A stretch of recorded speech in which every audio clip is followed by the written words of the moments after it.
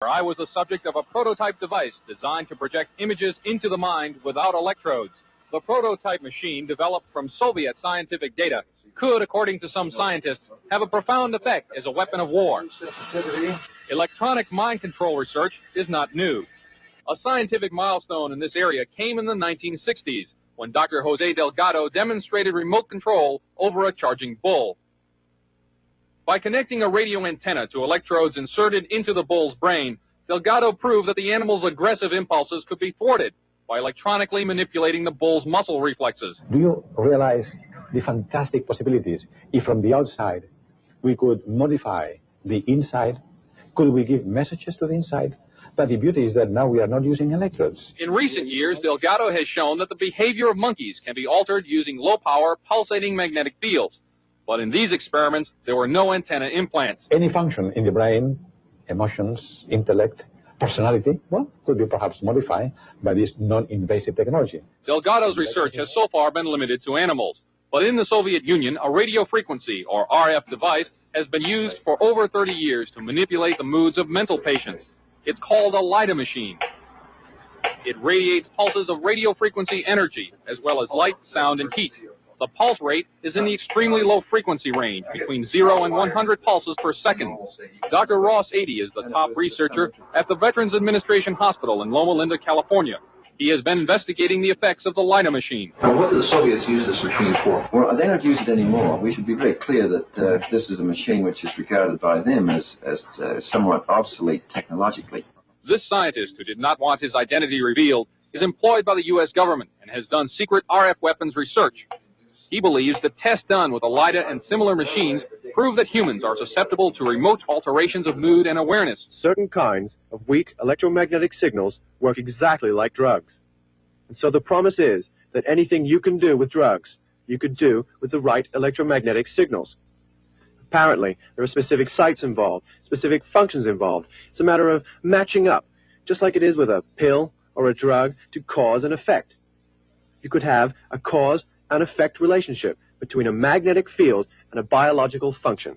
CNN enlisted the help of noted physicist Dr. Elizabeth Rauscher and electrical engineer Bill Van Weiss to build and test an RF mind interference machine from data found in Soviet scientific literature.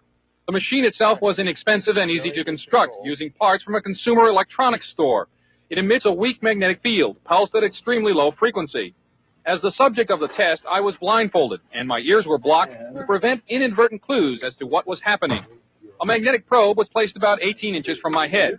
As the experiment began, two signal generators produced waveform patterns that were transmitted by the magnetic probe at about 1/1000th of the Earth's natural magnetic field strength.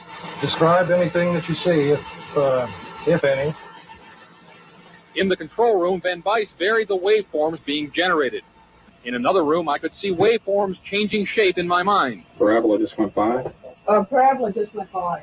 Oh, yeah, I did. I just flipped the switch. Parabola? Uh-huh. All right. So let's see. Let's check this out. That's what happened. I flipped the switch. Okay. There's a spike right there. Spike. Right there. Tight spike.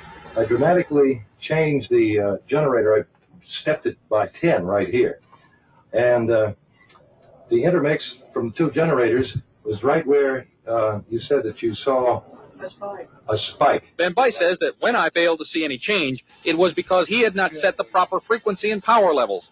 Later, I asked Van Weiss what a weapon using this technology could do. Induce basically what would be considered hallucinations in people, direct them to do things against their so-called better judgment. How easy would it be to assemble a weapon from existing off-the-shelf parts?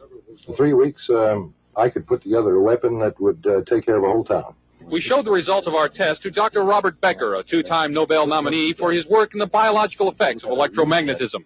This is a very significant experiment because it carries our understanding of how vision is actually performed a step further into the mystery. He said he thought the machine caused a disturbance in the brain's interpretation of vision, and as such could be used as a weapon. That kind of a disturbance in the visual system could markedly influence the operations of a fighter pilot, a helicopter pilot, or even a simple an aberration in the visual field as making everyone seeing double, or everyone having their visual field jitter like a poorly adjusted television screen. The effect of that upon the efficiency with which an Army, an Air Force, or a Navy would operate would be catastrophic. More about RF weapons in my next report. Chuck DeCaro, CNN Special Assignments.